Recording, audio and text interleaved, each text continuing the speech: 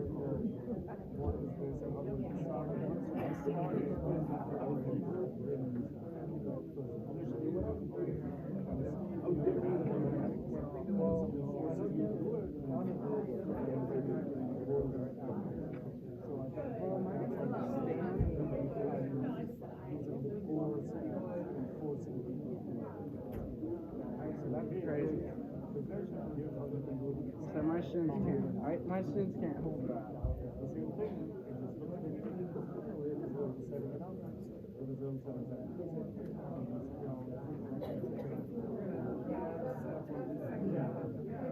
Yeah, I like alright.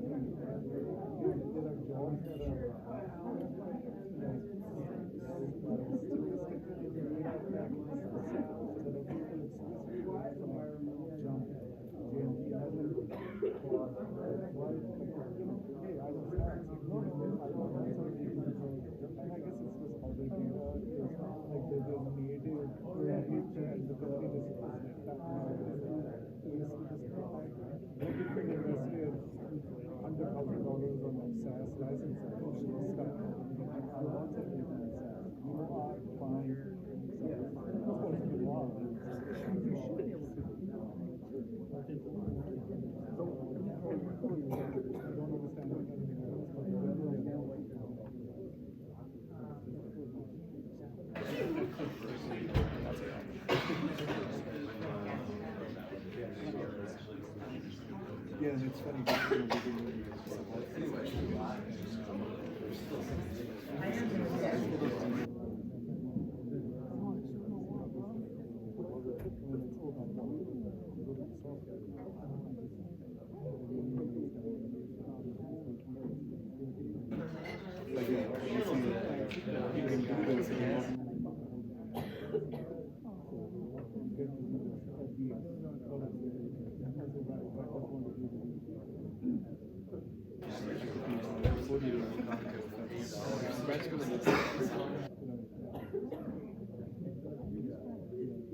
Coming here, we do, we don't have to.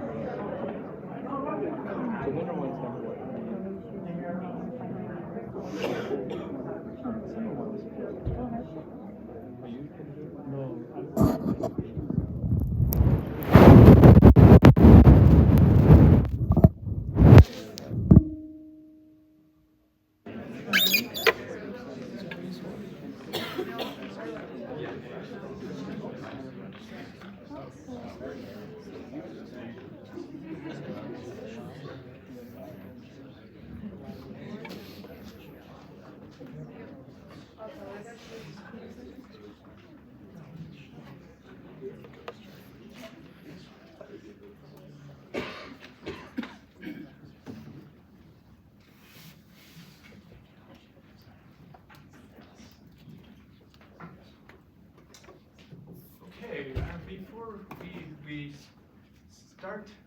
starting, I've been bribed to offer a brief advertisement at the Spanish Club. After the event, you can go right out that door, should you wish to, and join in a game of bingo, I believe, treats and prizes and many wonderful things, but not until, of course, after all discussion. A temporary close. So, hello and welcome. It's great to see all of you here this evening, and a warm welcome to all of those who are viewing via the live stream, which I think is happening right now. So, for those of you who I have not yet had the pleasure of meeting, my name is Joshua Genska. I'm Assistant Professor of Religious Studies here at Monmouth College. I'm deeply honored to open the 33rd Samuel M. Thompson Memorial Lecture. So our esteemed guest tonight is Dr. Braun Taylor, environmental scholar and ethicist of international renown. In a moment, I will introduce you to yet another Joshua, because one Joshua is never quite enough, who will then turn and in turn introduce Dr. Taylor. But first, I'd like to reflect for a moment on the legacy we are all part of this evening, that we're all taking part in. By way of introduction, I'd like to offer two guiding quotes from a figure who is referenced in Dr. Taylor's seminal text, Dark Green Religion, the poet and activist Gary Snyder. It is time for us to awaken to the reality of our interconnectedness and work towards a more sustainable future. The world is not to be controlled, but shared. As the work of Dr. Taylor and others would have us reflect upon, we not only move within the world, we create and are created by this very world. We're never simply isolated individuals, but always entangled and enmeshed in human and more than human communities that shape and define us. It's no surprise then that the themes of interconnectedness and sharing frequently surface in the work of many ecologically minded ethicists, activists, and artists. And to my mind, gatherings such as this, the one that we're taking part in tonight, are actualizations of these ideals. This lecture series is named in honor of Samuel M. Thompson, who served in the philosophy department here at Monmouth College for 46 years. After graduating from Monmouth in 1924 with a degree in English, he earned a master's degree and a PhD in philosophy from Princeton. Most notable among his publications were A Modern Philosophy of Religion and The Nature of Philosophy. After Dr. Thompson's passing in 1983, this lecture series was made possible by his daughters, Jean Thompson Follett, class of 1951, Roberta Thompson Fessett, class of 1956, and by the college's Department of Philosophy and Religious Studies.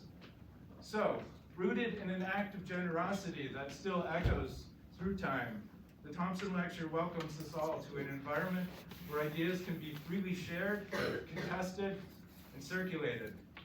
A place where we can momentarily bracket the din and the clamor and the fast pace of everyday life and reflect upon the strange, wonderful, and sometimes terrifyingly messy business of being human. In the midst of this sharing as part of a community presently coming to presence, I hope we will be moved to think in an expanded way about the ways we interconnect with a myriad of human and other than human relationships. So with that, I'd like to introduce Joshua Hinkle. Speaking of interconnectedness and sharing, Joshua is a vibrant, respected member of our community. Someone who continuously and genuinely shares his gifts both on campus and in the communities beyond its physical boundaries. Here at Monmouth, Joshua has boldly and passionately pursued a path of interdisciplinary inquiry as a double major in both studio art and philosophy. Moreover, Joshua is an artist, thinker, and an activist whose work, and indeed his way of being, resonates deeply with what I understand to be the core values of liberal arts education: creativity, criticality, compassion. Ever the engaged thinker and maker, Joshua employs a host of materials and media in his artwork, from ceramics to animal bones, to navigate the territory between ideal and action. Joshua believes, or perhaps better put, he knows that art has a unique ability to convey the complex and often otherwise inexpressible aspects of the human experience and help heal communities, the communities that he is interconnected with. Drawing on lived experience, the lived experience of war, among other things, as a soldier turned artist, he currently uses his formidable talents to advocate for veterans' mental health. Presently,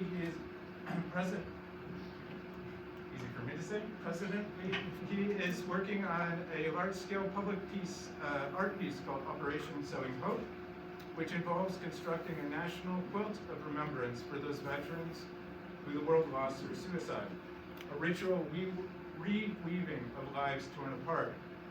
After graduation from Monmouth, Joshua is poised to pursue graduate school and ultimately plans to harness his passion for art and philosophy to create impactful grassroots initiatives that support veterans' mental health and advocate for change on an even broader scale. Also speaking of the future, Joshua's future is deeply entwined with another human being here tonight, who will no doubt be a force to be reckoned with soon enough, both for Joshua and the world at large. So I'd like to give a bit of a shout out to Joshua's son, Grayson. Thanks for coming. In sum, yet again, when I look at Joshua's work and actions, I see the twin ideals of realizing interconnectedness and fostering sharing brought to life. So, without further ado, please come up.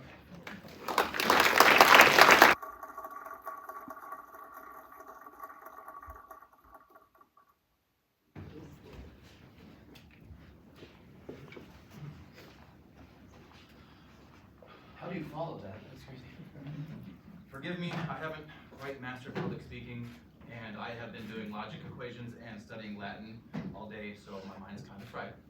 But distinguished guests and fellow scholars, it is my privilege and honor to introduce a luminary in the religion and environmental ethics, Professor Bron Taylor.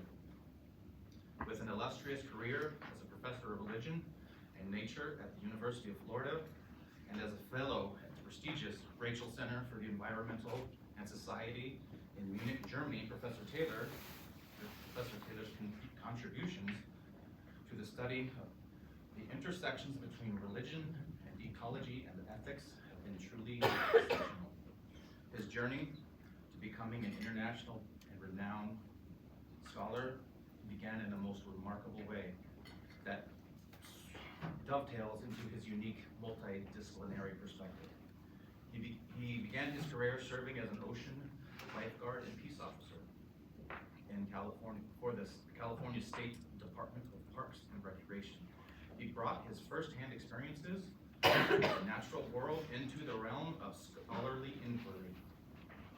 Professor Taylor's research has dwelled into the emotional and spiritual dimensions of environmental movements, making a profound impact on our understanding of the relationship between nature. Initiatives advocating for the conservation of both biological and cultural diversities have left a mark on environmental discourse. He is author of numerous influential works. When preparing this introduction, I didn't know where to start. The list is so long. But they include The Dark Green Religion, Nature Spirituality, and the Planetary Future, and as well as Ecological Resistant Movements, the Global Emergence of Radical and Popular Environmentalism, which has significantly advanced the field of environmental ethics. In addition to his extensive research, Professor Taylor has been a driving force behind the creation of academic programs such as the Environmental Studies major at the University of Florida, or I stand corrected, the University of Wisconsin-Oshkosh, and the PhD program in religion and nature at the University of Florida. His leadership also extends to the establishment of the International Society for the Study of Religion, Nature, and Culture, along with his role as the editor of the Journal for the Study of Religion, Nature, and Culture. In recognition of his outstanding contributions to the interdisciplinary field, Professor Bron Taylor was honored with a Lifetime Achievement Award by the International Society for the Study of Religion, Nature, and Culture in 2017.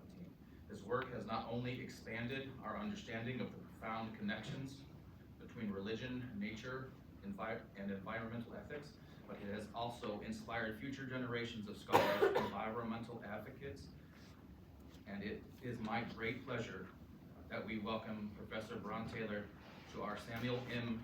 Thompson Lecture for the academic year of 2023. I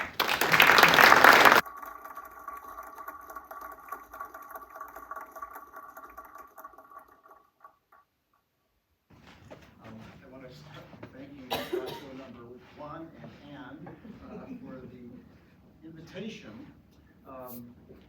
and all those who helped with logistics for this event. And I want to thank Joshua for that overly generous introduction. Actually, when I looked at the accomplishments of Samuel M. Thompson and the luminaries who have previously provided lectures here to honor his legacy, frankly, I felt a little out of my league. But as I typically do, as one privileged to wander the world and talk to people, as I get to do here, I will blunder forward and try to precipitate some useful rumination. And by the way, I think a lot about privilege, and one of my favorite slogans, I guess, is that privilege we all share in this room, and that is to be a complex, multicellular organism like planet Earth. So whenever I'm kind of bumming out, for whatever reason, I just try to remember how damn lucky I am. Let's make the best of it. Now, I imagine that, like me, you're much worried about the future of nature, on which, of course, we depend. Perhaps you're also wondering what the future of nature might have to do with the future of religion. I'd like to begin by clearly stating what for me is a fundamental premise.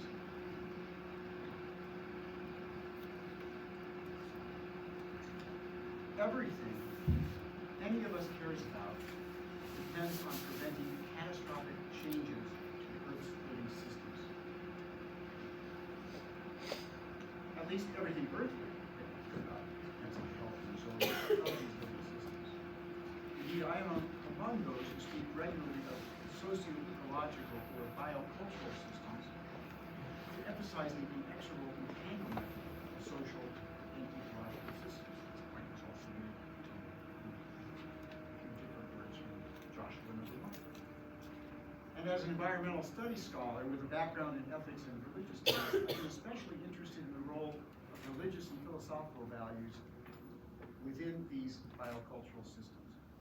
So today I will attempt to illuminate these relations, influences, and future possibilities.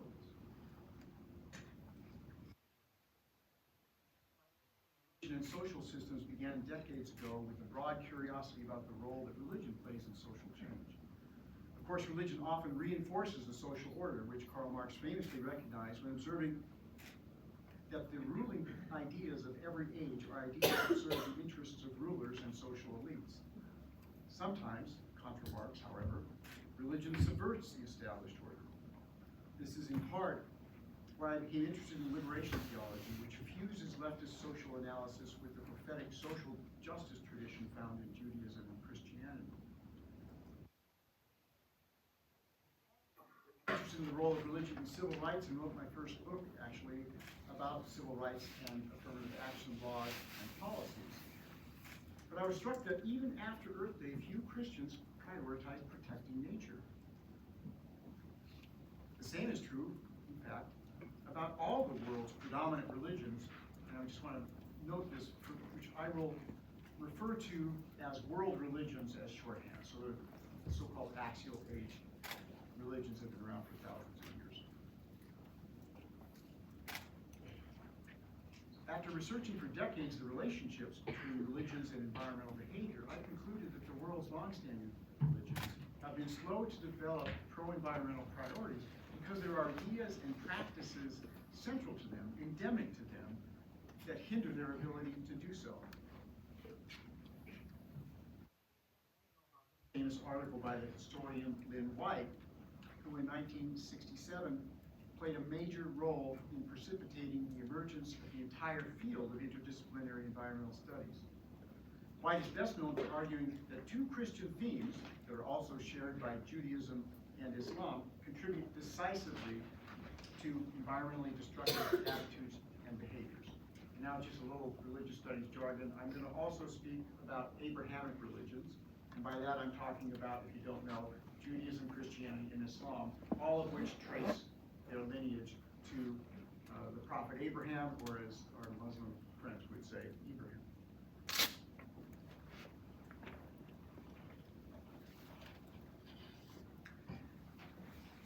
But what are these ideas? First, the belief that only humans are created in the image of God, and they therefore have superior moral value to all other living things. Second, the prohibition on idolatry, namely worshiping anything other than God. This has led to the suppression of peoples with nature-based spiritualities, such as paganism and animism, and many indigenous societies, of course. And it has often involved the forced conversion of people with such spiritual beliefs, as well as the destruction of sacred groves and other natural places and practices important to them. The tradition certainly has not been characterized by arbophilia. More generally, White made this broad assertion: since the roots of our trouble are so largely religious, the remedy must also be essentially religious, whether we call it that or not. Despite his critique, White thought that there were versions of the tradition that could be used as a foundation for a green Christianity. Moreover, like others then and now, he thought that Buddhism and animistic spiritualities were naturally more eco-friendly. Although White did not initiate the view that Abrahamic religions promulgate environmentally destructive beliefs and behaviors, he advanced his critique in a widely disseminated scientific journal in 1967, just as environmental alarm and exposure to alternative non-Western worldviews was spreading. This led to soul searching, initially and especially among Christian intellectuals, and before long among a few religious thinkers from the world's religions. about why their traditions do not typically prioritize protecting human environmental systems and non-human organisms. This soul-searching led some such thinkers to search their traditions for environmentally friendly themes and to argue that, properly understood or appropriately reformed, their religions enjoin conservation. Sometimes these thinkers fuse this to concerns for social justice. As a result, efforts to nurture and spread green versions of these traditions grew internally as well as through interfaith encounters, some of which were invented specifically for this purpose.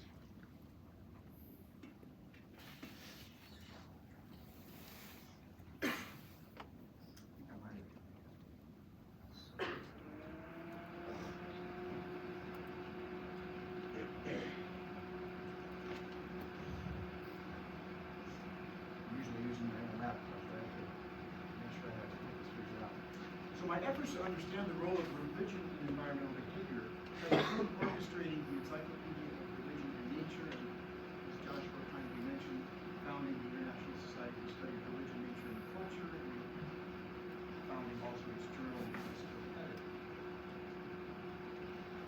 For my purposes today, however, it's important to note that since the early 1990s, some scholars have taken effort to turn religions green to be strong evidence that religions are entering an ecological phase. Organizations such as the UK-based Alliance for Religion and Conservation and the US-based Forum on Religion and Ecology exemplify these efforts. Other elite actors and efforts have been cited as evidence of such a trend, including the writings of Pope Francis and conferences and publications orchestrated by agencies under the United Nations umbrella. In 2016, I even participated in a seminar in Tehran, which was co-sponsored by UNEP, the United Nations Environmental Program, and the Environmental Department of the Islamic Republic of Iran. The seminar's objective was to promote sustainable development through interreligious dialogue. The Iranians were gracious hosts, eager to show off the beauties of their city, as here at Tehran's Nature Bridge Park, while also portraying Iran as an environmental government. Even Iran's president, then president, Hassan Rouhani, appeared, under tight security, to endorse the event's sustainability objectives and assert that they cohered with Islamic principles. When listening to him, I was impressed at what a good politician he was. He knew his international audience and how to connect with the Greens among them. The gathering also made me wonder whether I was, in fact, witnessing the greening of religions that had become the ardent hope of many scholars and religious environmentalists. Later that year, I reflected on the event in the Journal for the Study of Religion, Nature, and Culture. That same year, I published 2 articles that provide a benchmark for understanding the scholarly and popular ferment over religion and environmental behavior. The first of these, the Greening of Religion Hypothesis Part 1, explored the history of this ferment. It demonstrated, among other things, that this ferment has been going on longer and is more diverse than is commonly recognized.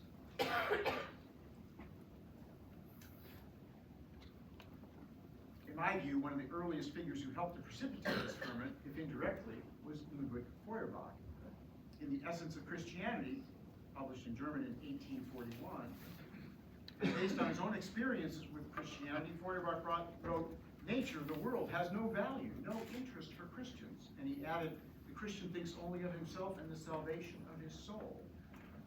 Perhaps even more famously, he suggested, presaging future anthropologists, that religion originates with anthropomorphic projection, when he wrote that man makes God in his own image. Others famously rejected the Abrahamic religions in favor of religions of nature, including, in the mind of 19th century Ralph Waldo Emerson and Henry David Thoreau.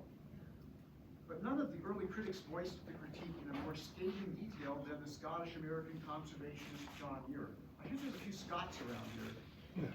Is that true? So I thought I'd bring it home.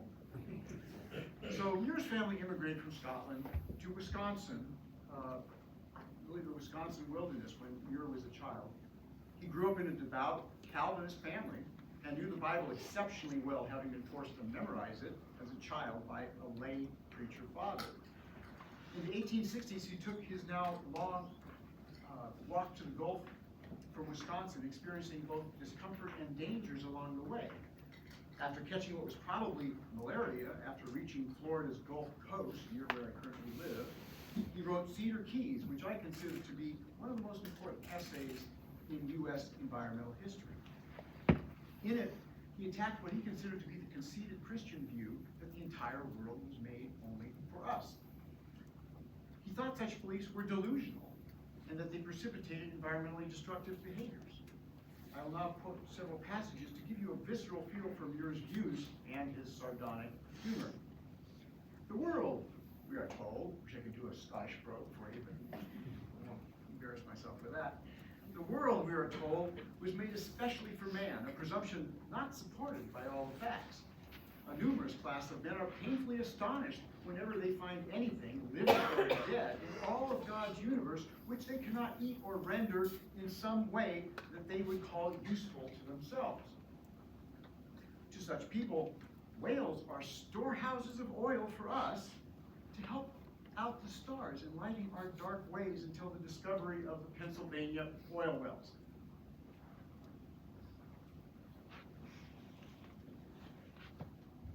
But if we should ask these profound expositors of God's intentions, how about those man-eating animals, lions, tigers, and alligators, which smack their lips over raw man? They answered, doubtless man was intended for food and drink for all of these? Oh no, not at all. These are unresolvable difficulties connected to Eden's apple and the devil. So there's theological jargon, that's theodicy, trying to explain what people understand to be suffering and evil in the world and why God allows it. Now, Muir concluded by fusing his scathing critique of illogical, theological, and anthropocentrism with his belief in the value of all life. He wrote, and what creature of all that the Lord has taken the pains to make is not essential to the completeness of that unit of the cosmos?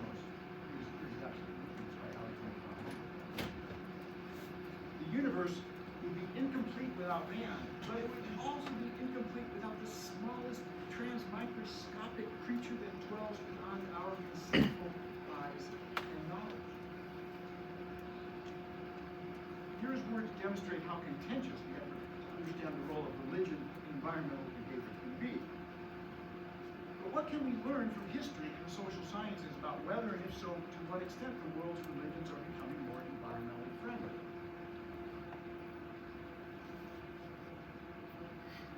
The weight of evidence suggests that those with profound environmental concerns within the world's religions remain a distinct minority. When it comes to environmental understandings and values, religiosity is typically less important than other variables such as political ideology, educational levels, and the extent to which the wider society is secular. All world religions, whether they emerged in Asia or the Near East, have themes and dynamics that occlude understanding of how environmental systems work. This tends to hinder pro-environmental concern and action. And world religions co-evolve with agriculture. They are agricultural societies. They are agricultures. And while they value domesticated plants and animals, they typically consider wild organisms as threats to their own survival.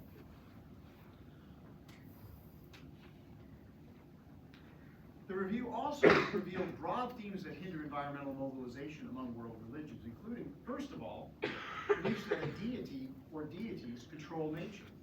This is one of the ideas that can include understanding of the human impacts on environmental systems. Based on such beliefs, whether nature is harmful or beneficent is typically related to whether an individual or group is properly aligned with God or the gods, or whether people are properly carrying out their religious duties. Consequently, to ensure a favorable environment, one must appease or please any deities powerful enough and inclined to influence nature. Commonly, sacrifices of plants and animals are considered to be a way to please or appease the divinity. Sometimes those who are believed to be offending the deity must be converted or suppressed in some way. Given such beliefs, religious people often find it difficult, if not impossible, to imagine that negative environmental change, including catastrophic climate change, is the result of human behaviors unless those behaviors involve disloyalty to the deity or violate a religious obligation.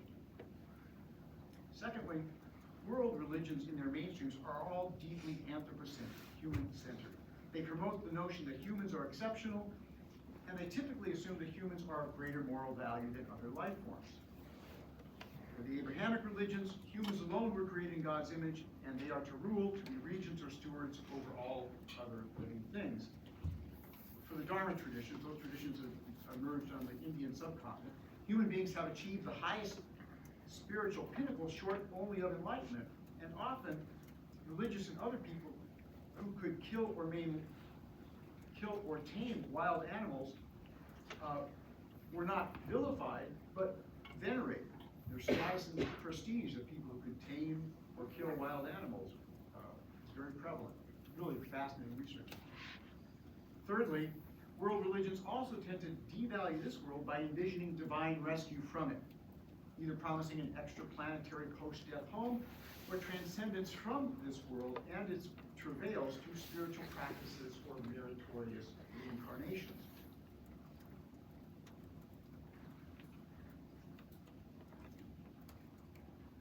It is, of course, important to recognize that there are themes in world religions that can be and are being used to promote pro-environmental values and behaviors.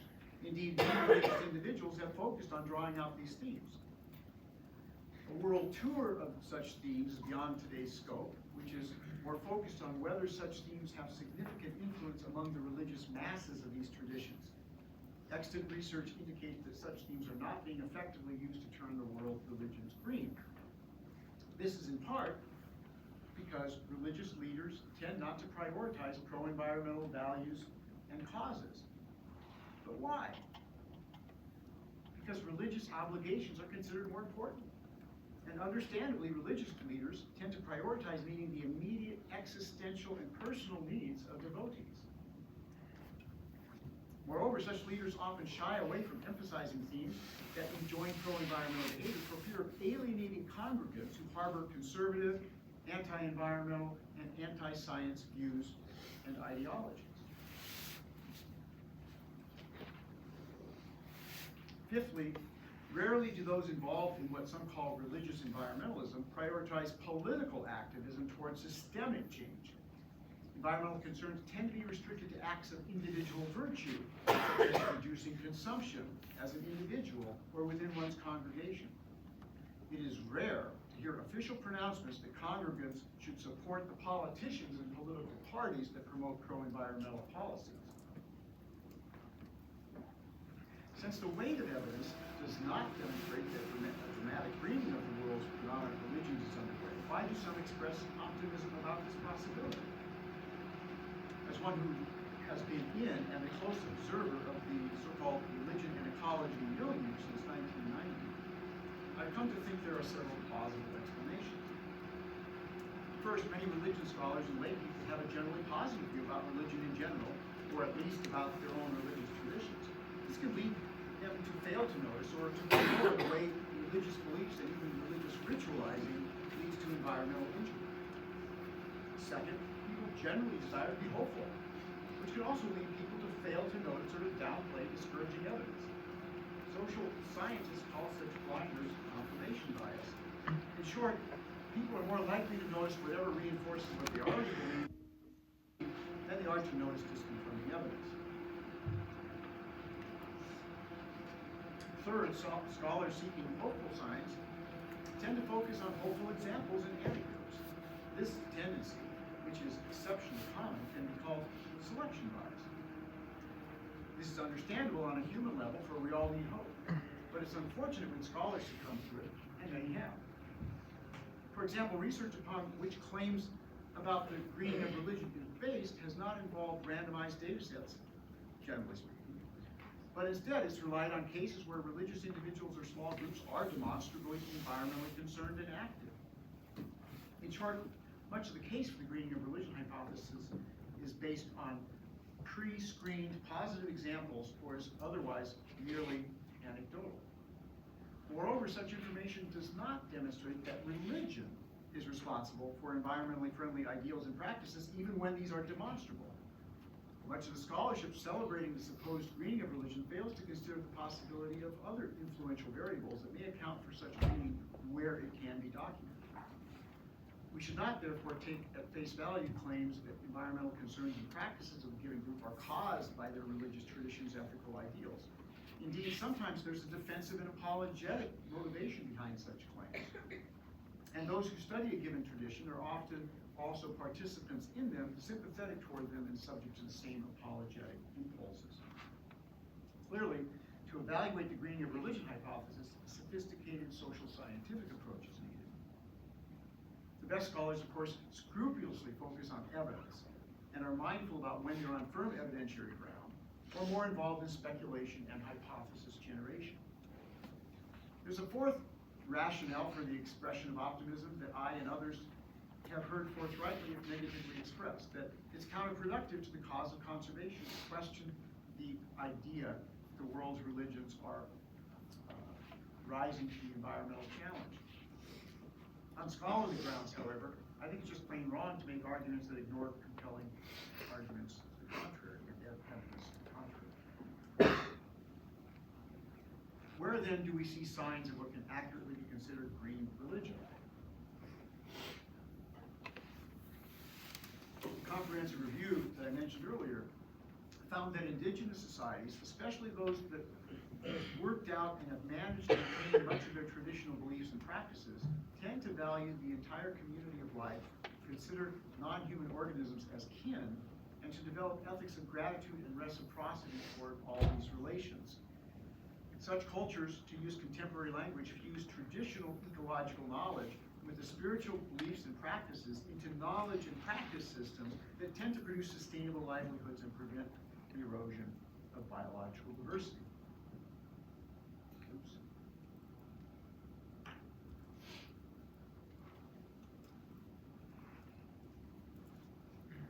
Just a little scrolling thing just messed me up.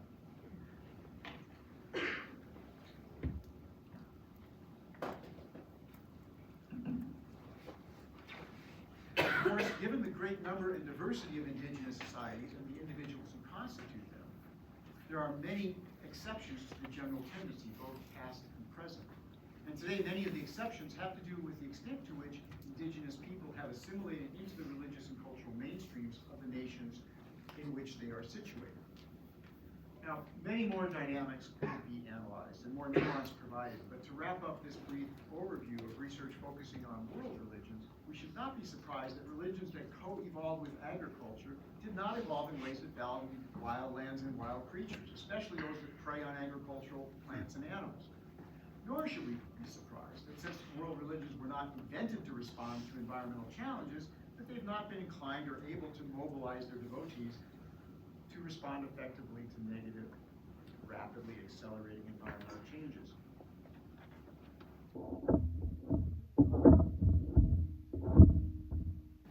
And so far, it's clear they're not entering an ecological phase. Sorry to be a buzzkill tonight. It may be, moreover, that religions are inherently slow to change because they profess to express eternal, unchanging truths about the human place in the world and prioritize meeting the religious obligations related to these truth claims. Now, aware that the world's predominant religions were not significantly mobilizing to address the environmental cause, in 1990, I decided to study the most ardent environmentalists in North America and around the world to see whether religion was inspiring those who were mobilizing. While engaged in this research, comparing my own historical ethnographic research on radical environmentalists with broader environmental movements around the world, I noticed patterns within the global, what I call the global environmental milieu, where diverse actors encounter one another or engage in various ways with environmental issues. These observations grew into the argument that I advanced in Dark Green Religion. But what is it?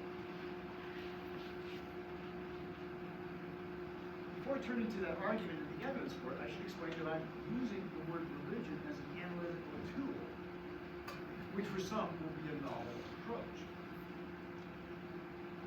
I begin by recognizing that the early roots of the word have to do with being bound, tied, or connected to something greater than oneself, to whatever one considers ultimate, or in today's terminology, sacred. I then note that the term sacred generally involves places, times, and experiences of transcendent and transformative power. This power may also involve spiritual or physical healing. With these understandings as background, I can briefly explain the family resemblances approach to analyzing the emotional and spiritual dimensions of human experience. This approach involves analyzing the religion-resembling traits and functions of social phenomena without worrying about where the boundary of religion lies. I'm not smart enough to figure that out. It's a very blurry boundary. And by refusing to demarcate the boundaries of religion-resembling beliefs and practices, and using the tools of the social sciences that have traditionally been deployed to study religious phenomena, we gain analytic and explanatory power. With this approach, for example, there need not be beliefs in non-material divine beings or forces for one to recognize and analyze social phenomena that has many of the traits and characteristics typically associated with religious beliefs and practices. This approach enables us to understand the power and influence of social phenomena that are obviously religious, as well as those that are implicitly religious, or at least religion resembling in many ways. In Darkening Religion, I argued that if we begin with this kind of flexible definition of religion, looking in the global environmental milieu for its religion-resembling dimensions, it's possible to perceive a rapidly growing and influential nature spirituality. Specifically, I argue that spiritualities that stress some of the things that Joshua is talking about, ecological interdependence and mutual dependence, involve deep feelings of belonging and connectedness to nature, and perceive the biosphere to be a sacred Gaia-like organism, have been assuming new forms and exercising increasing social and political influence. These sorts of nature-based spiritualities generally cohere with and draw on evolutionary and ecological understandings, and therefore stress continuity and even kinship among all living things. They also often have animistic dimensions in which communication, not also communion with non-human organisms, is considered possible. Consequently, these other kinds are considered to have intrinsic value, regardless of whether they're useful in some way to our own species, and should be accorded respect, if not also reverence. Now, using these animistic and Gaian perspectives, I argue, is generally a deep sense of humility about the human place in the universe, in contrast to the kind of anthropocentric conceits that Muir was criticizing, wherein human beings consider themselves to be superior to other life forms and the only ones whose interests count morally. In Darkening Religion, I documented how such understandings are being expressed and promoted not only by scientists and environmental philosophers, but also by environmental activists, historians, artists, musicians, filmmakers, nature writers, literary critics, museum curators, and many others. I further argued that although such spiritualities are nascent and relatively small compared to the world's predominant religions, they're gaining adherents around the world, promoting pro-environmental policies and behaviors and exercising at least some political influence. Moreover, I suggested these nature spiritualities, which embrace the environmental sciences, are more likely to kindle dramatic environmental mobilization than are the world's long-standing religious traditions. What then are the main traits and characteristics? By summarizing them, we'll better be able to see both the obviously religious as well as the more naturalistic and implicitly religious forms of such phenomena.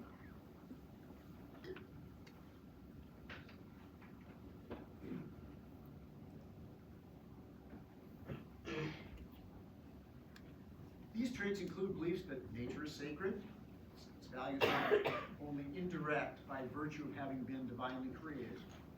Living things have intrinsic value and deserve respect. There's some jargon there about the ways in which this is sometimes discussed: deep ecology, biocentric ethics. All life forms share a common ancestor and thus are kin with corresponding moral responsibilities. Also typical is an ecology-based understanding that all life is interconnected and mutually dependent, and these beliefs are woven in with deep feelings of belonging and connection to nature and a corresponding humility about the human place in the world. Darkening Religion also shares certain epistemological premises. In other words, they share the view that there's a variety of ways in which one can arrive at proper spiritual perception.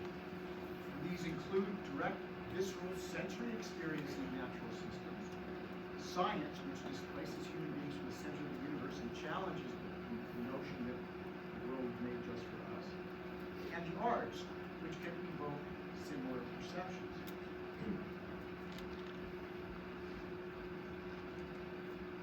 And such spiritualities typically also involve perceptions that death is not to be feared, but accepted as the necessary wellspring for new life. Finally, they typically involve experiences of awe, wonder, and perceptive love of nature. So there's a brief summary of the traits and characteristics as is so common. And as I mentioned before, such spiritualities typically have animistic dimensions with regard to non-human organisms and entities. The naturalistic forms, what I call naturalistic animism, draws on ordinary relationships that people have with animals. Sometimes they're companion animals, sometimes they're farm animals, as well as on ethology, the science of animal consciousness and behavior. These perceptions are typically blended with holistic metaphysics that cohere with science, and whether conventionally religious, involving beliefs in non-material divine beings of some sort, or entirely naturalistic, involving no such beliefs, they increasingly lead to the biosphere being revered as Gaia, who of course is the ancient Greek goddess of the earth. And whether naturalistic or conventionally religious, all four forms express spirituality's belonging in connection to nature and biocentric kinship ethics. Now, I've built my argument on diverse methods and types of evidence, including historical, ethnographic, for those of you who are social scientists, that's the art of hanging out for a long time with people and figuring out what's going on. Quantitative research or survey research, and cultural analysis, including analysis of literature, film, and museum studies.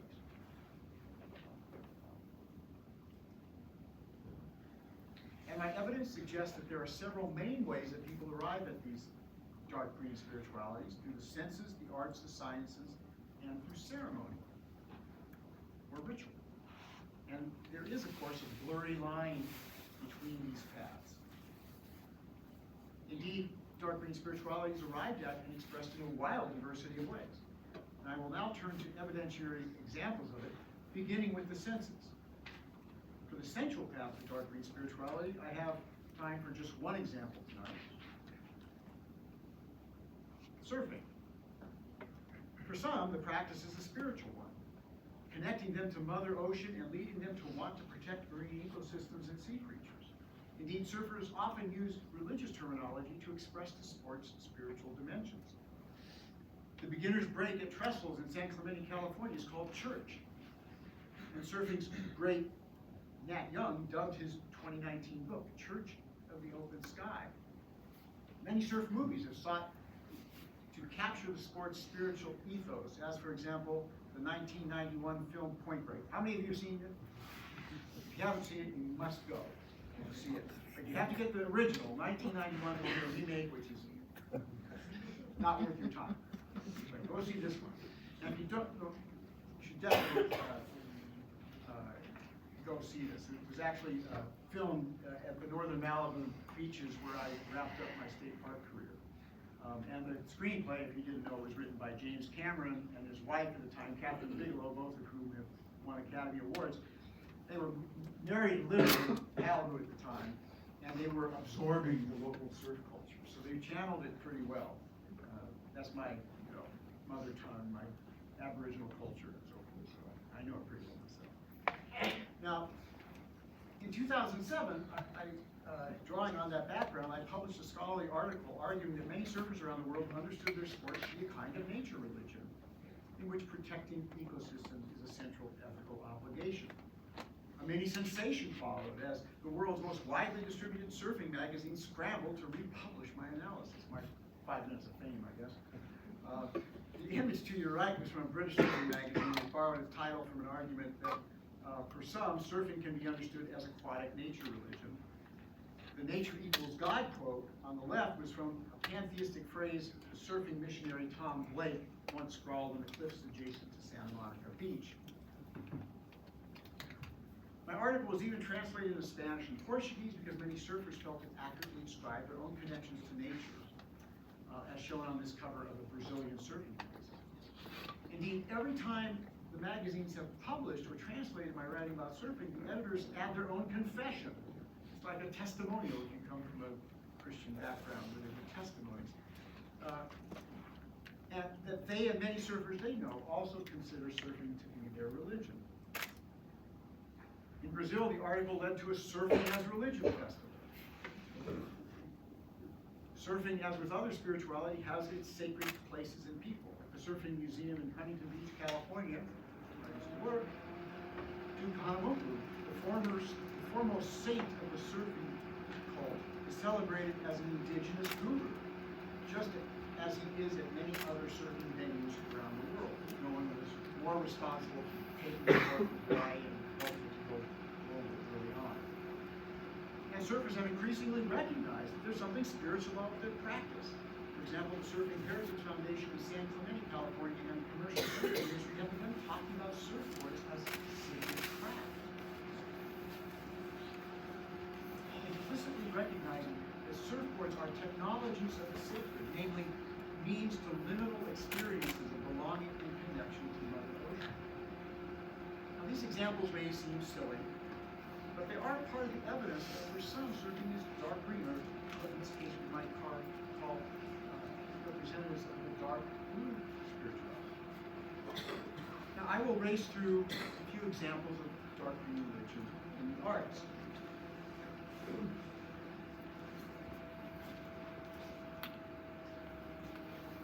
Here's an napkin from a bagel shop in Amsterdam, which promotes a statement falsely attributed to the Native American chief Seattle, expressing kinship with all creatures and belonging to nature. We are part of the earth, the prose states, along with the statement that all living things belong to the same family, thus expressing kinship ethics. Have you been to that bagel shop? Have you seen that napkin? It's, every time I go back to Amsterdam, I go to that bagel shop, and it's been there like for 20 years. They still have the same napkin. You really don't want to know that that prose was written by a Hollywood screenwriter. That's another story. Anyway, while in this coffee table book, through poetry, prose, and stunning images of animal eyes, Franz Lanting sought to evoke what I call eye-to-eye epiphanies, experiences where people recognize the value and agency of non-human organisms when looking into the eyes of another. He's a Dutch guy also, by the way. As in this photograph that's in that book. And this one. These pictures of bird eyes are from the posters of two ornithological conferences, one in Brazil, the second in the US, suggesting a similar eye-to-eye connection. One evening at a conference in Texas, a featured presentation mixed poems, stories, and myths with bird sounds and human music, as well as with photographs of bird eyes. The performance was self-consciously designed, the artist creators explained, to awaken the connections between humans, birds, and even the universe as a whole. The cinematic arts also often express and promote dark green spirituality, which is nowhere better exemplified as in James Cameron's Avatar. As most of you know, the film metaphorically depicts the long struggle of Earth's Aboriginal peoples to maintain their ways of life and protect the habitats upon which they depend. But with its organicist metaphysics and animistic dimensions, it also expressed and promoted dark green spirituality and values that cohere with it, which with others I analyzed in this book. Not incidentally, Disney's Animal Kingdom in Florida has added an Avatar-focused venue, spreading its message about the beauty and value of the world. At the very center of the Animal Kingdom is a sculpture of a baobab tree, which is endemic only to Africa, and is called the African Tree of Life because it provides habitat, food, and medicine for many organisms. Its trunk and branches were sculpted with the entangled bodies and limbs of diverse creatures, symbolizing the interdependence and kinship of life. And by the way, interesting anecdote, I'm going to talk about Jane Goodall, the great primatologist, who illustrated that those primates have culture, okay? That's usually fine. She was at the park the night before it opened. She told me, because I've been privileged to know her, and she was admiring that tree. but she couldn't find the chimpanzee. So she asked, "Where's the chimpanzee?" And the sculptors go, "Oh shit." They sculpted a chimpanzee by the next morning so that it was there from the very first day.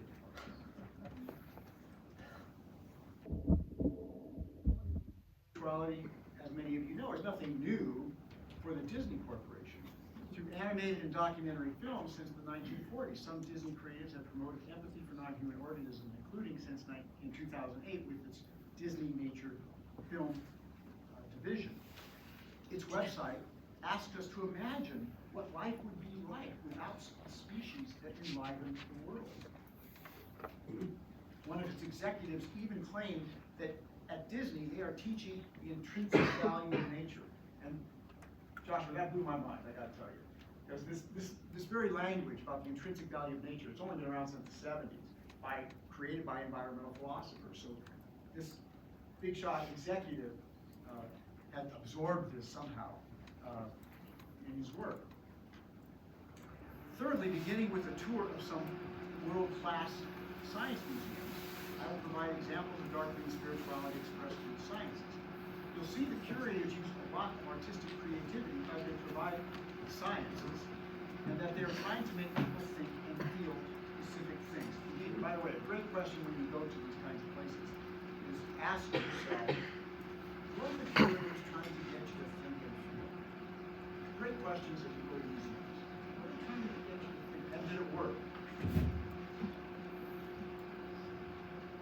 I begin with the National Museum of Anthropology in Mexico City, a fabulous museum. Out front is Tlaloc, an Aztec god of rain and fertility, who was worshipped and feared for his control not only of rain and fertility, but of destructive forces such as hail and lightning. Its most prominent exhibit introduced the discipline of anthropology. The first panel explained the ancient world, the second, the evolutionary process, and the third included these words.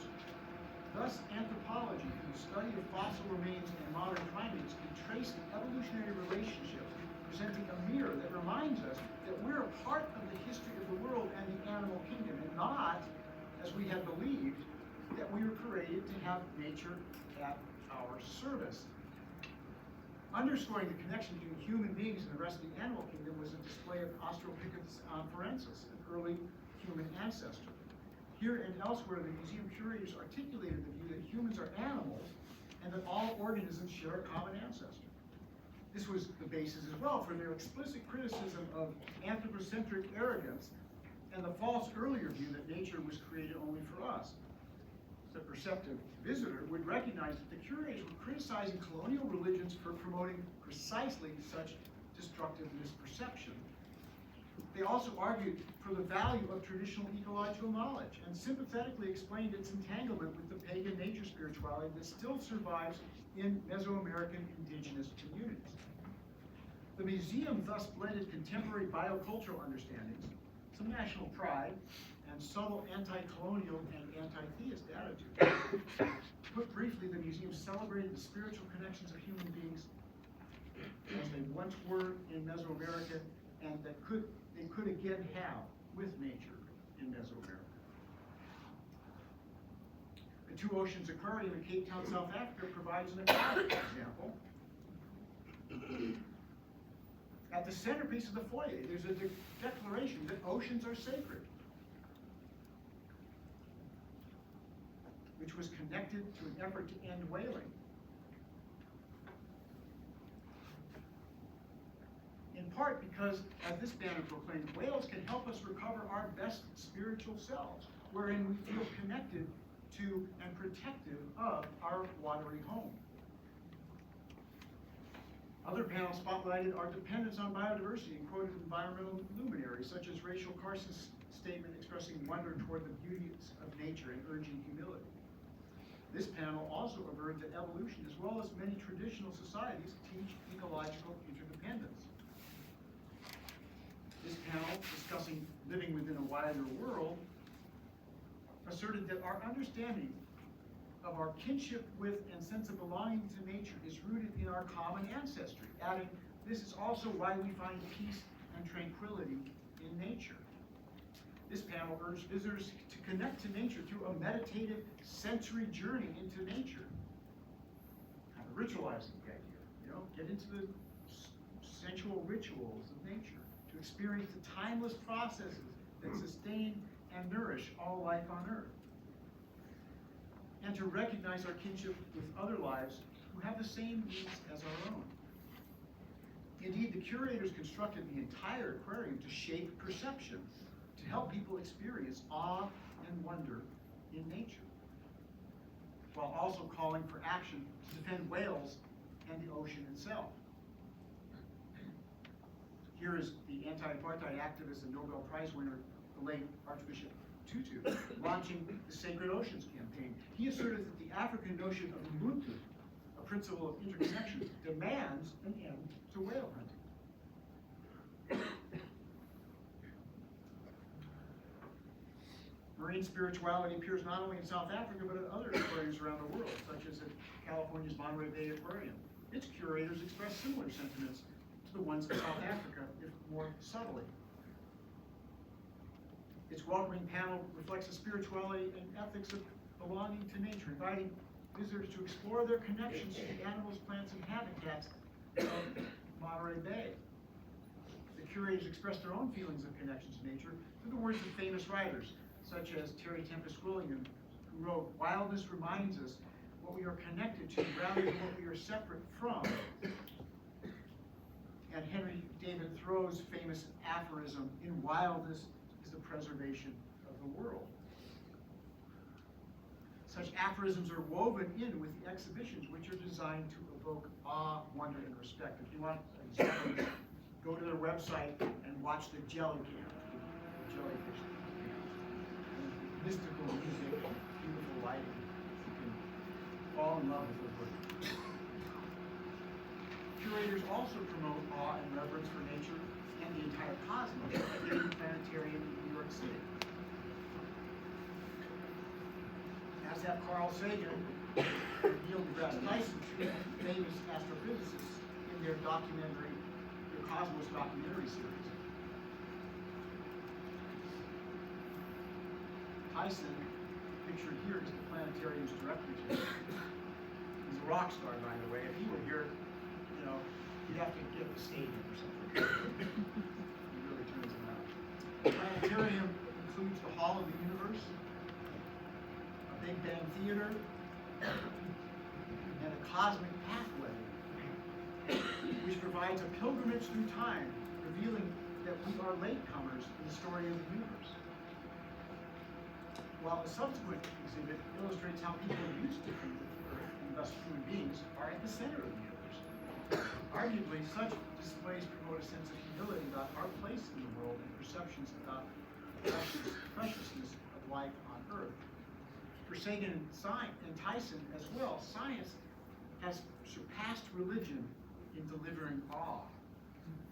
Cosmologists expressing awe and wonder often do so in religion-resembling ways, and therefore they can be seen as what some call religious naturalists. For many, the biological sciences provide awe, meaning, and moral guidance. The Museum of Natural History in New York City also depicts human beings from the center of the universe story as it picks up the cosmological story with the advent of life. At its Hall of Human Origins, the curators teach evolutionary continuity and kinship with non-human organisms. This time, taking visitors to a walk through biological instead of cosmological time, but with the same effect, dethroning humanity from the pinnacle of some great chain of being. And instead, they stress kinship with non-human organisms by showing evolutionary continuity, including through DNA analysis, revealing chimpanzees are the closest biological cousins who share 98.8% of the same DNA as we do, as well as by illustrating the family resemblances between our own and many other species, because all living things, like bees, butterflies, and mushrooms, are related to one another, even those that look very different.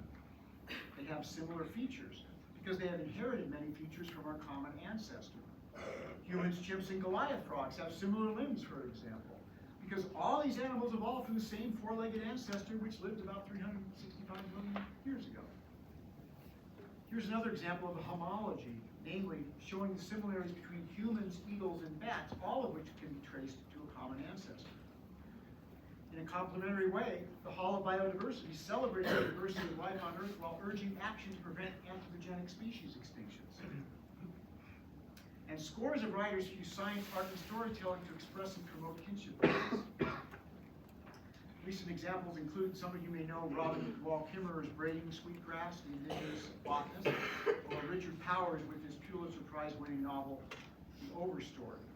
These works are being translated into scores of different languages, including Mandarin, and this kind of thinking led to an entire book series produced about kinship, belonging in a world of relations, which was even taken up by the Center for Humans and Nature. I ended up writing an essay about the backstory for Overstory and how that was actually inspired by grassroots forest defense activists.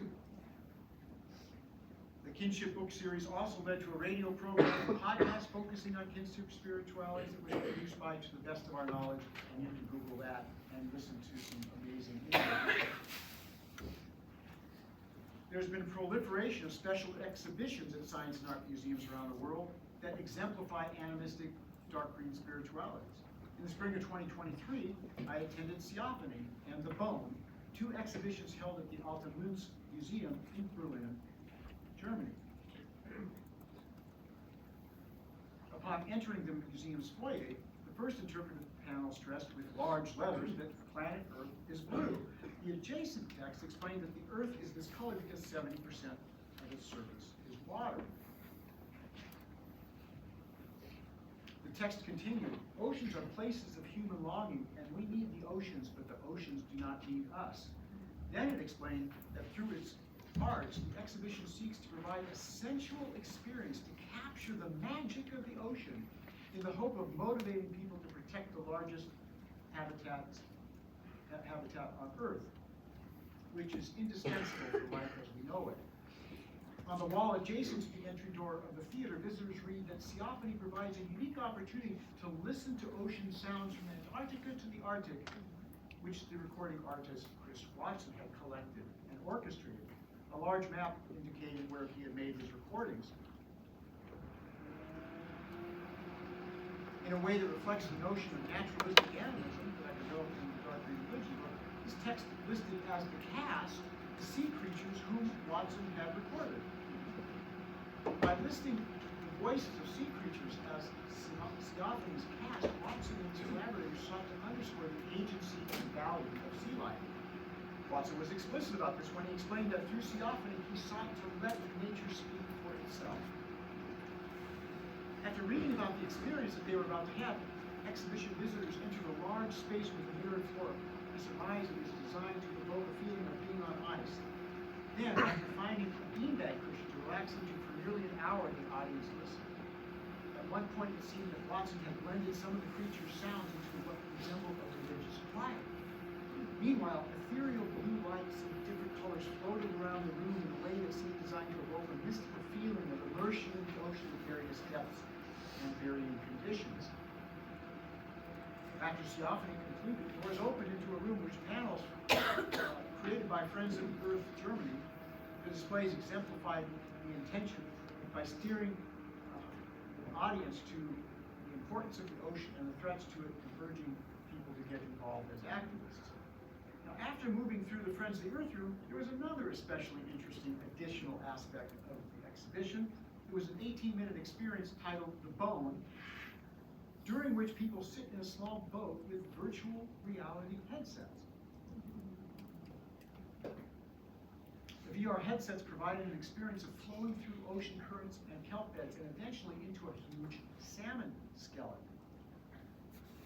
From inside the skeleton, guests listened to voices purportedly from two salmon. The first of these voices followed an innovative animistic script. The first of these voices represented salmon displaced from their native Norwegian waters to salmon farms in Chile, where they did not evolve and had never previously lived. This salmon expressed confusion, dismay, pain, and anger at humans who had incarcerated them in nets where they become riven with psychic and physical pain. This voice was in sharp contrast to the voice of its wild salmon relatives in Arctic waters.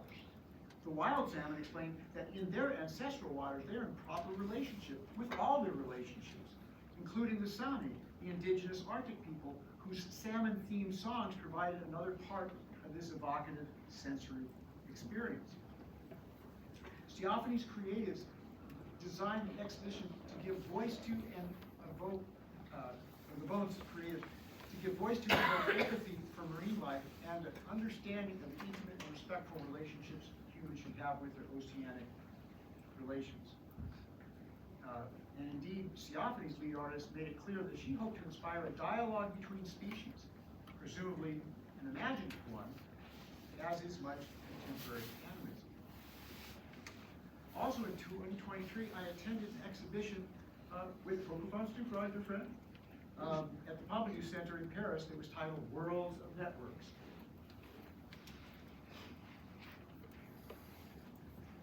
The exhibition examined technical and biological networks and the history of human insights about them. It included panels focusing on the interconnectedness within forests, such as Suzanne Simlard's research illuminating how mycorrhizal networks connect and enable trees to communicate in their own arboreal way. The most stunning part of the exhibition involved an audiovisual presentation that fused beautifully choreographed breeze-influenced image of a tree with an imaginatively scripted arboreal voice said to be from Quercus. Here is part of what Quercus had to say.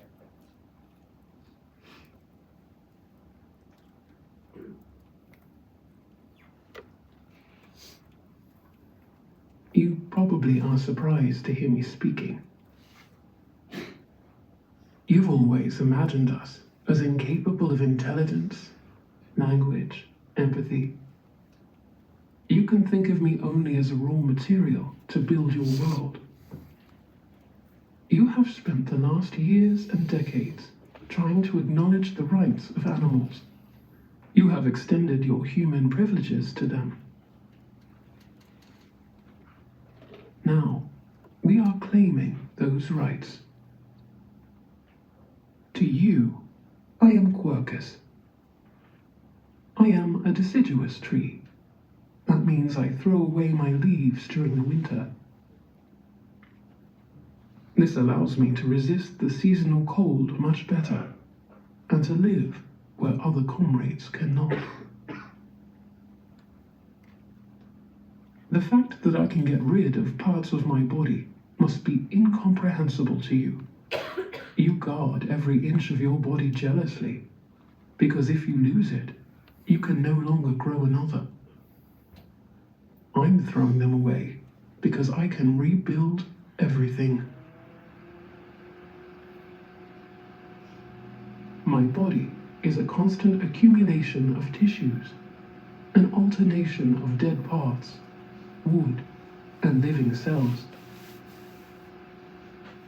There is no struggle between the living parts and the dead ones in us. Death is not an external event which we must oppose or escape. My body is with you and in your life in the most unexpected forms.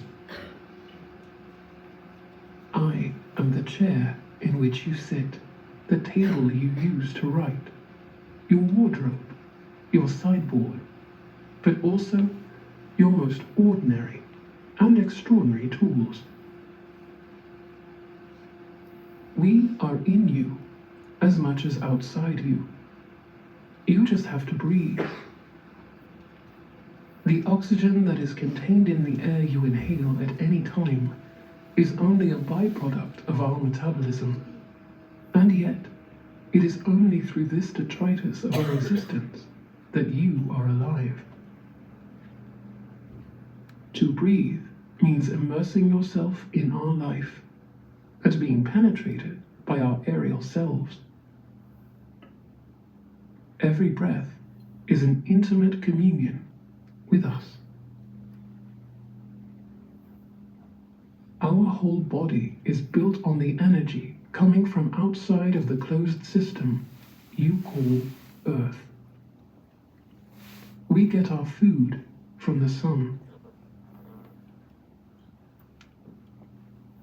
us, to build a body means to capture energy from the stars. Every tree or plant is therefore an agent of assimilation of extraterrestrial matter into Gaia's mineral body. It is only through our act of cosmic digestion that you can assimilate nutrients.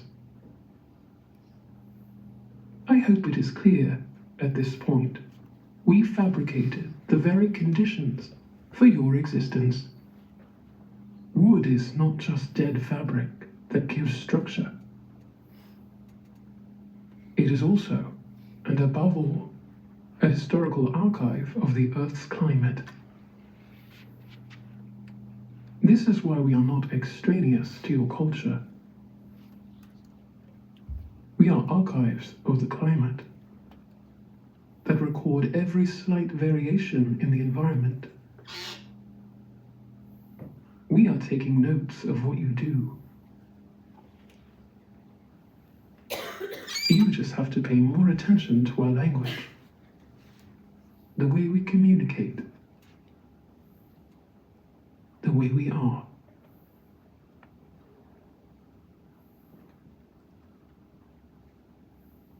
You probably are The Italian artists who created this video provide another remarkable example of the animist imagination, as they insisted that humans should listen carefully to trees. These are hardly the only examples of the global emergence and cultural traction of dark green scientific nature studies. For more, you might listen and visit the Symphony of Science website, where John Boswell uses auto-tune technology to tweak the voices of scientific luminaries into songs for music videos that teach interdependence and biotic kinship and reverence for nature.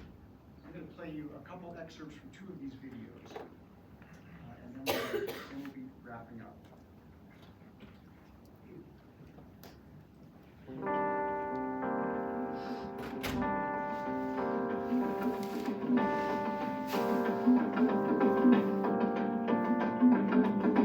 We're all connected.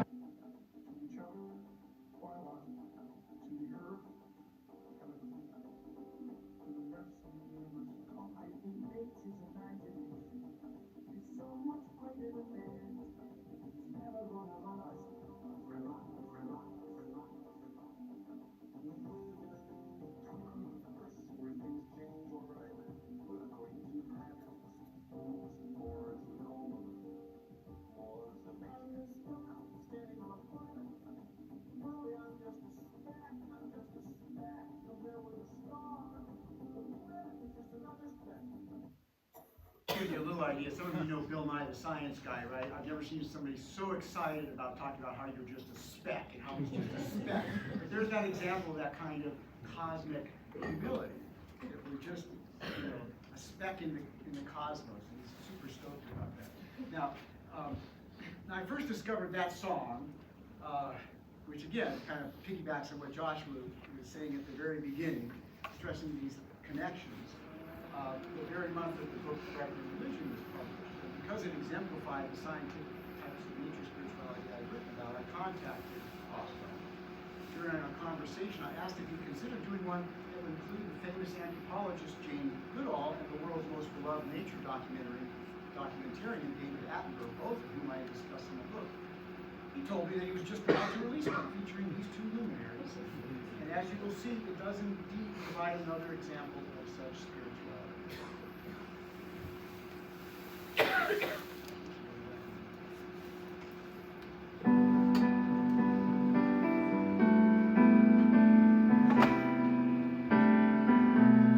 Let's take a trip to examine this common basis of life, a voyage to investigate the molecular machinery at the heart of life on Earth.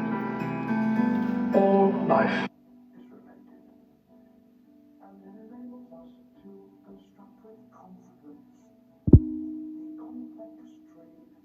That represents the history of life. Our planet, the Earth, is, as far as we know, unique in the universe. It contains life, plants and animals proliferate in that we still have not even.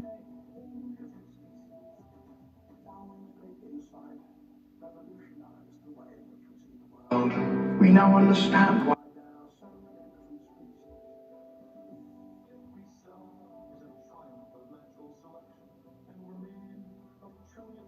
In us is a little universe. Those are some of the things that molecules. 4 billion years of evolution. We are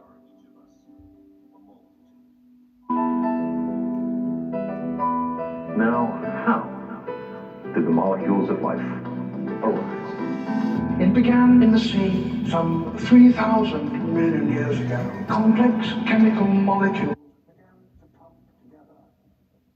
These were the seeds from which the tree of life developed. They were able to split, replicating themselves as bacteria.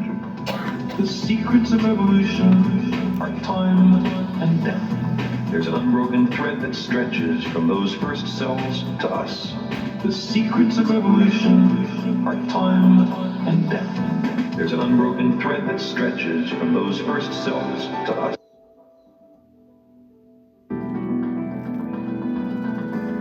There isn't a sharp line.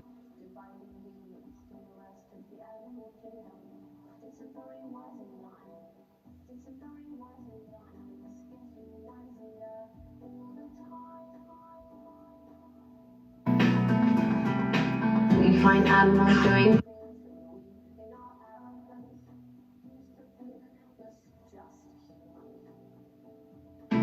It's a very wazzy line and it's getting wazzier.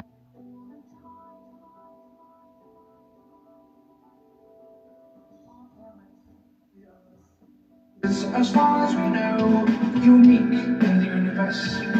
It contains life. Its continued survival now rests in our hands.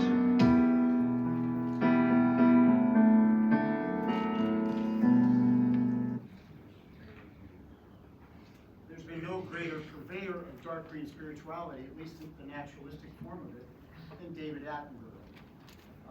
And as you just heard, he concluded his greatest documentary, Planet Earth, with words expressing kinship with all life and the need to protect it.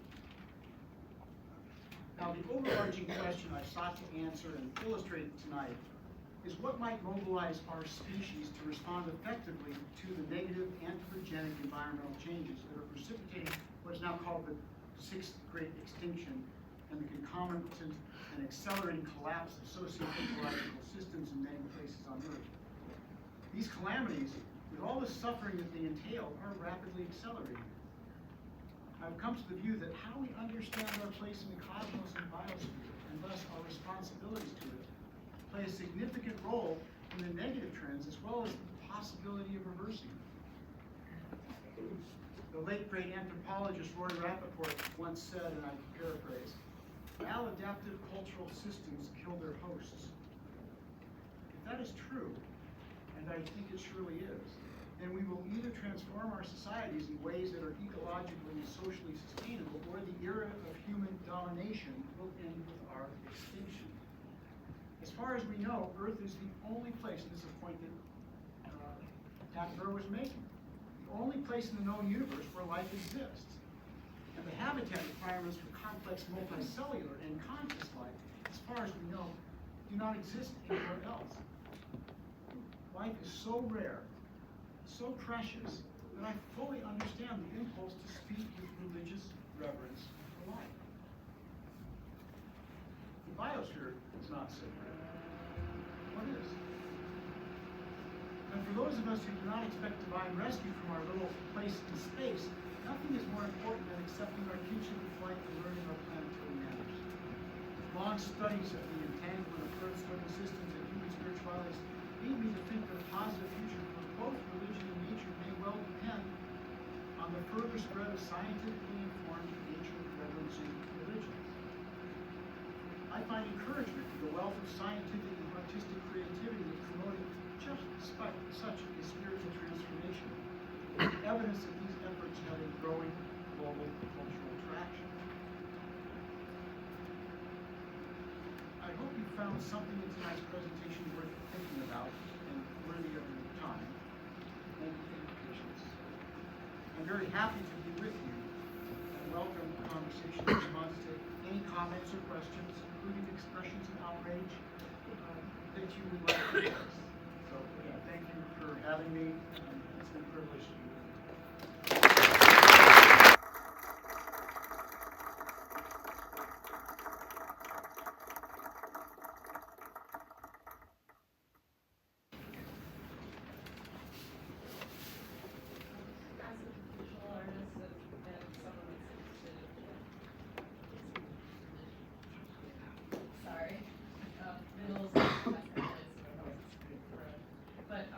As a visual artist and somebody that's interested in religion, I am interested in specific symbols that extra points that they're already used in that express interconnectedness, because ideally I would like to put them all together in a visual art piece. So I wanted to know what your favorite ones were, if you have any that you got this off the dome. Like from the world's religions? Yes. I think the Indra's Net is a really great one. You probably know that one. That's the one that comes to mind. I find less resources, generally speaking, for that kind of perception in the so-called world religions, the Axel Age ones, and I do emerging elsewhere in all sorts of creative ways. Well, okay. Well then, better question might be like, what are things extant in nature that we've kind of taken like the sidewalk, for example, or the trees, or that sort of thing? Well, there's a lot there. We drill down into science. I mean, this work by Susanne Simmelard and Peter Wohlbelin from Germany about the communicative networks in trees and through the soil and through mycorrhizal fungi and so forth. That's pretty mind-blowing stuff. And it's still, scientifically contested. But there's just a host of ways in the sciences where our interconnectedness is just really clear. And one of the tributary things that I didn't even talk about is the whole quantum mechanics stuff. Yeah. Anyway, that's just maybe a little bit of a start. Yes, sir. Speaking of interconnectivity, for the rapidly awakening neo-Gaian spiritualities, we, for instance, recognize the need for radical encryption, but we are still stuck in the single-serving, single-use container social imaginary that the world exists right now. And part of that problem is that we can't coalesce because we don't have a centralized structure like some of the other big world religions do. And those big world religions actively try to suppress those neo-Gaian spiritualities. So what did you do? Well, I think that one of the things I do in the book is I try to give people the lenses to see something that's emerging that's far more significant than most people recognize. And if you look at social movements, you think about the structural dimensions. People talk about resource mobilization. So, from the civil rights movement, we know that poor people movements have often been based in churches, and there's a structural reason for that, as well as kind of philosophical reason for that. And part of it is that churches, black churches, have back in the day mimeograph machines and telephones, right? And there was a surfeit of time for people who are underemployed or unemployed, right? So they have bodies. Other types of social movements have different resources. People who are more affluent, they tend to create non-governmental organizations and pay professionals to do the work that they want to see done. But when we think about this, I'm a university professor, oddly enough, and there's a whole bunch of, the university is a huge purveyor of this stuff, even if it doesn't recognize that there's a spiritual dimension to what they're doing, and by looking at, I'm obviously a museum nerd, by looking at those kinds of venues, you just see again and again and again, this is the stuff that's being promoted. And where do regular folks have an opportunity who aren't privileged like people in this room to be at a university? Where do regular folks get exposed to this stuff? Well, through motion pictures, through museums. So there are tremendous structural resources. So I think you're kind of comparing disfavorably, and for good reason. These long-standing religious institutions, they have bureaucracies, they have resources, right? And most of them are not, they're not moving rapidly in this kind of direction. But that's not to say that there aren't institutional and structural resources that are promoting this kind of thing. So, yeah, I think it's happening. It's starting from a kind of, a slow base. You can even think about like pagan traditions that are revitalizing. Now they didn't really start off very green themselves. There's more kind of expressive individualism. But Margot Adler and Starhawk published books, The Spiral Dance and Drawing Down the Moon in 1979 on the very same day, and both of them envisioned, and they wrote those books in ways to try to turn the emerging pagan traditions in a more political and green direction. With significant success, I would say. It's taken a while. So, yeah.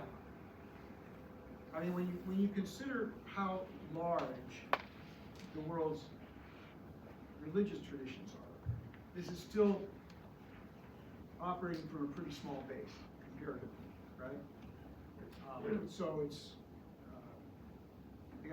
got a long way to go to get the kind of cultural influence that's needed to really slow and possibly eventually reverse the destructive trends. And I can't, to be honest, be super optimistic about that. I don't expect to see the kind of consciousness revolution take place while I'm still here. But I can see signs of it emerging. And one thing, humans are social learners. And to speak metaphorically, Mother Earth is speaking really loudly now. And anybody who, is paying any attention at all realizes that our societies are in deep, deep trouble. And those folks who realize that are getting involved in what John Lewis called good trouble. And I think we need a lot more good trouble. Yes? So,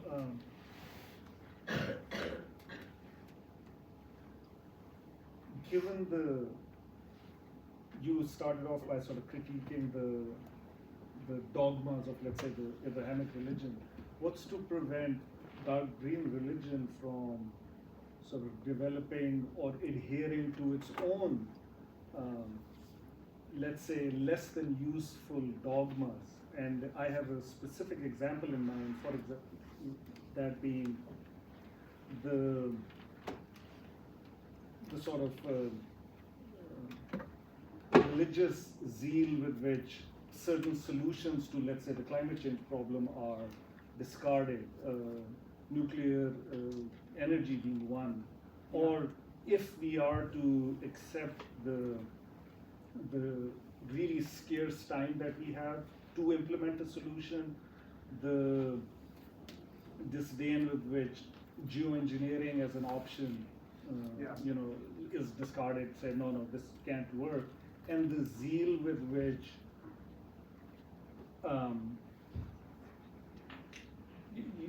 you said how the focus of the broad world religion is on individual behavior, moral behavior. So if you look at how we're supposed to act, we have to become more moral in terms of our climate impact, our carbon footprint, whereas maybe what's needed are like structural changes, such as maybe better energy solutions or geoengineering. Well, political scientists have a phrase I like.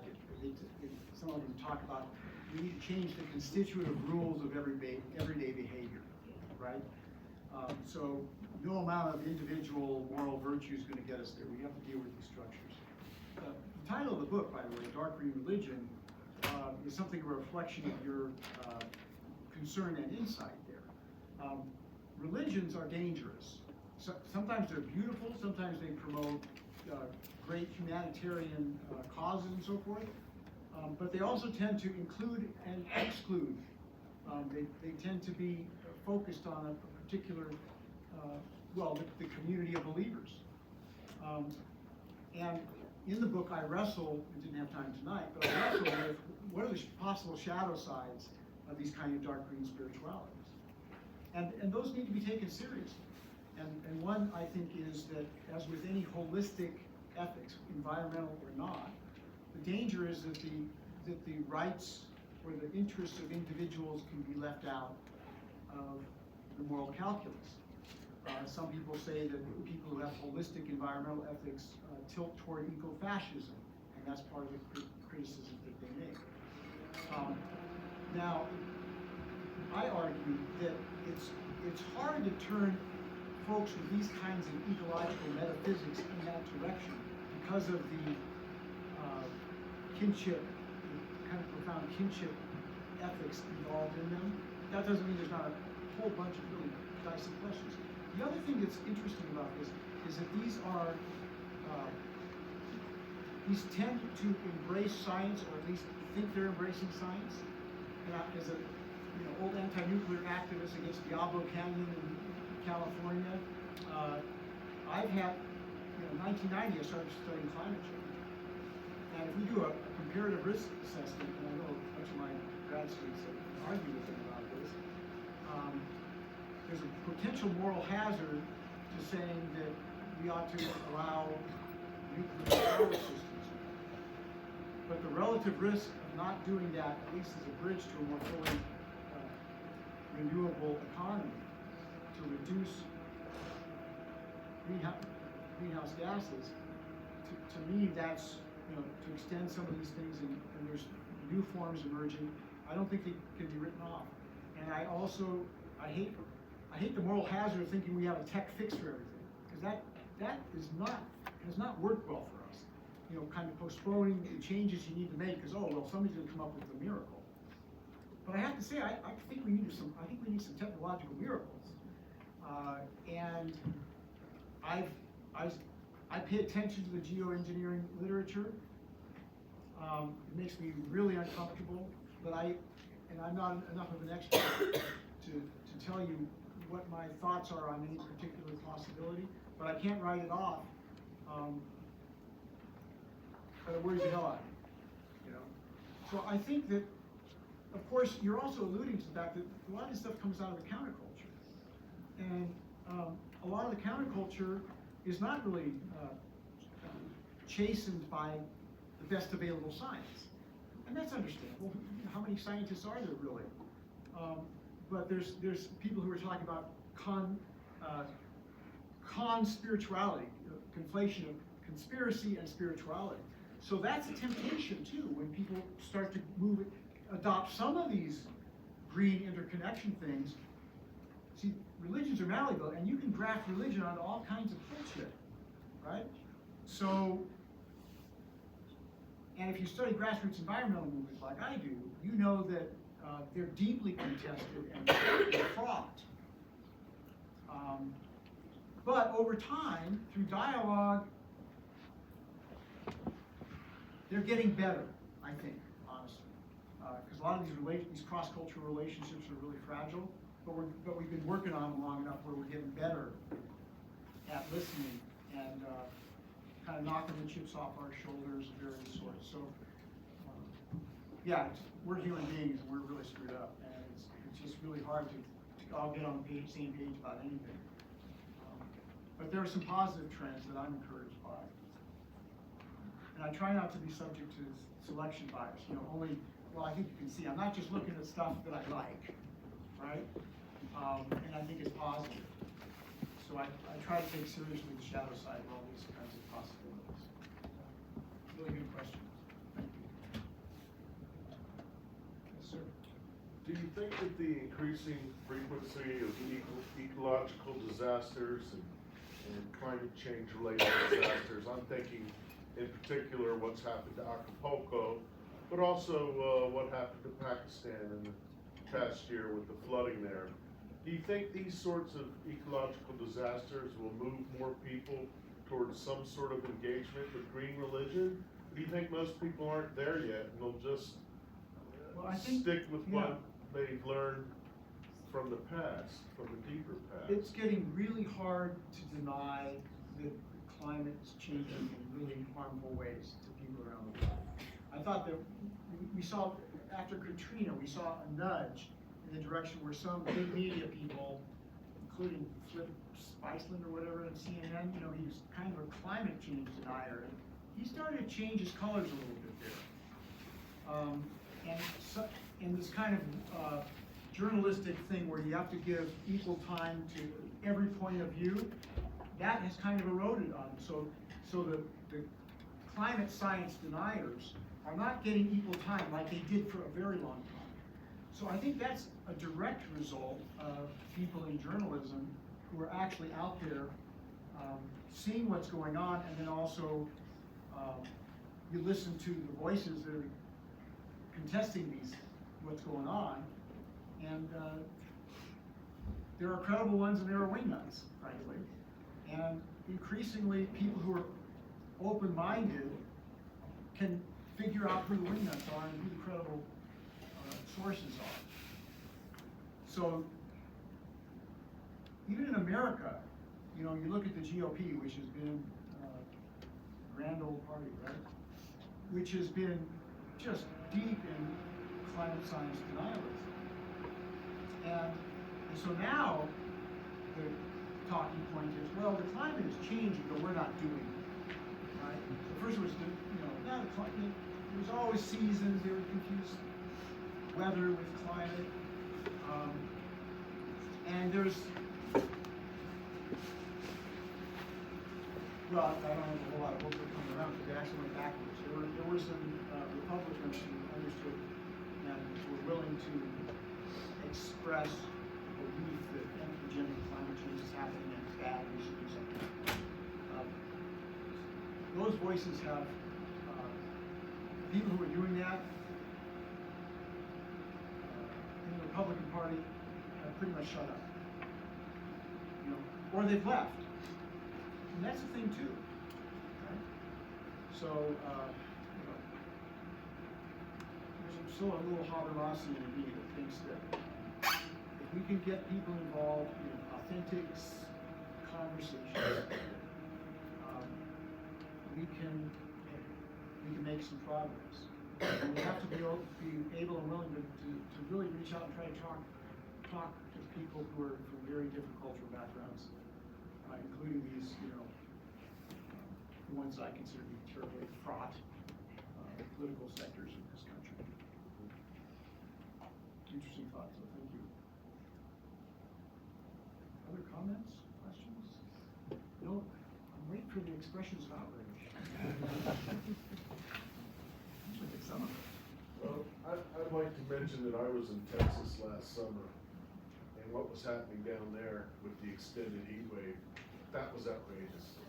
And I think for just average people who haven't been engaged in the past, the fact that it didn't go beneath 105 degrees for like 2-3 months, I think it has opened some eyes for people who might have been on the fence earlier. Yeah, and but in other parts of the world, I don't know. Yeah. People who are younger are hearing their elders, you know, commenting that this is different, you know. So I think, you know, it's been hard to deny the facts here, and it's only going to get harder to deny the facts.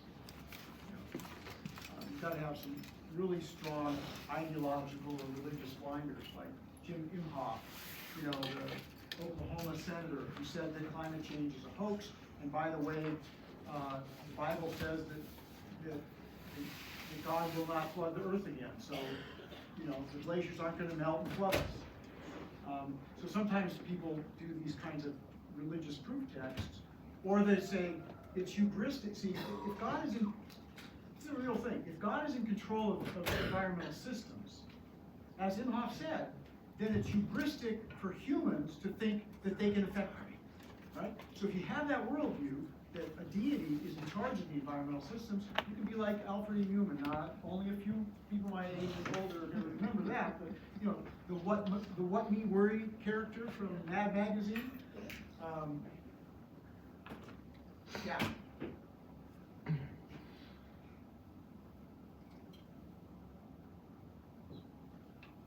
Any shy people want to speak up? Can I make a suggestion? Yeah.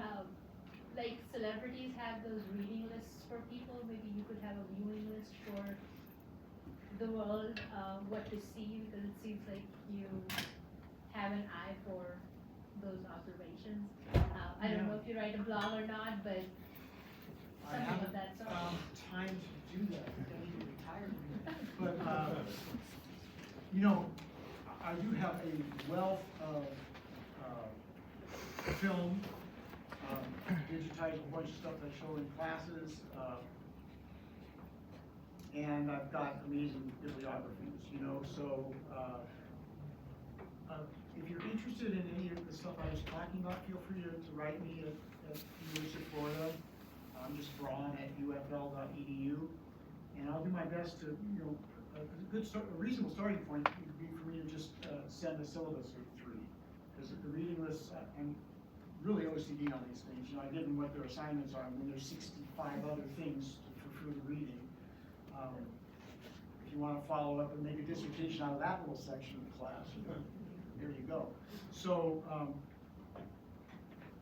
yeah, it's a really interesting idea. I do have a YouTube channel, and I've put a couple lectures up there, but I haven't found time to do much with that. But I want to, because we have to try to disseminate what we know, and you know, I'm privileged to get nice invitations like this and disseminate things, and I'm lucky that people read what I write, more so than most academicians. But yeah, I think there's ways to reach larger audiences that I haven't found time to really work out. So thank you. Perhaps a website of some sort. Well, I do have a website, Okay. and it's just brauntaylor.com, and there are some resources there. There's links to almost all my publications are there, which you can scroll down in different categories and pop into that. In the Dark Green Religion book, I wrote 200,000 words in my University of California press line. The contract is half of that. You compromise at 120, but I didn't want to give up all that other stuff. So on my website, I actually pulled out, you know, the notes for mirrors, and those are all on the website that I had to take to make it work.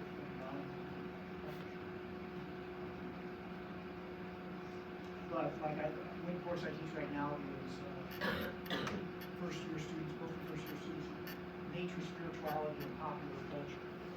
And so, you know, the films and other things that I show in there become my syllabus. It's a really, I consider it a subversive way into interdisciplinary environmental studies through the arts, basically.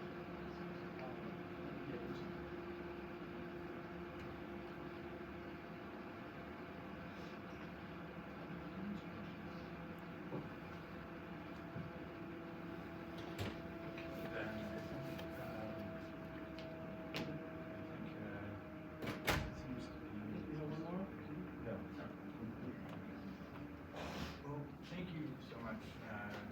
First of all, Taylor.